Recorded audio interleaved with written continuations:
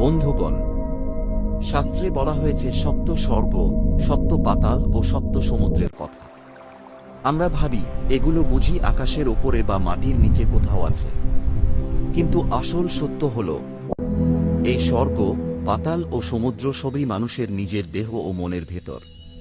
যখন মানুষের মনে প্রেম, দয়া, সত্য ও শান্তি জাগে, তখন সে স্বর্গে বাস করে জীবিত অবস্থাতেই। আর যখন লোভ, ক্রোধ, হিংসা ও অহংকারে মানুষ অন্ধ হয়ে যায়, তখন সে নিজেই নিজের জন্য পাতাল সৃষ্টি করে।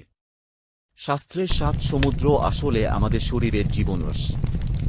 লালা, অশ্রু, রক্ত, মজ্জা, দুধ, শুক্র ও অমৃততুল্য চেতনা। এই রসগুলো সঠিক থাকলেই জীবন সুন্দর হয়। সুতরাং মনে রাখবেন, স্বর্গে যেতে হলে মরতে হয় না, আর পাতালে পড়তেও গর্ত খুঁড়তে হয় না। মানুষ যেমন জীবন যাপন করে, ঠিক তেমনি সে তার স্বর্গ ও পাতাল গড়ে তোলে।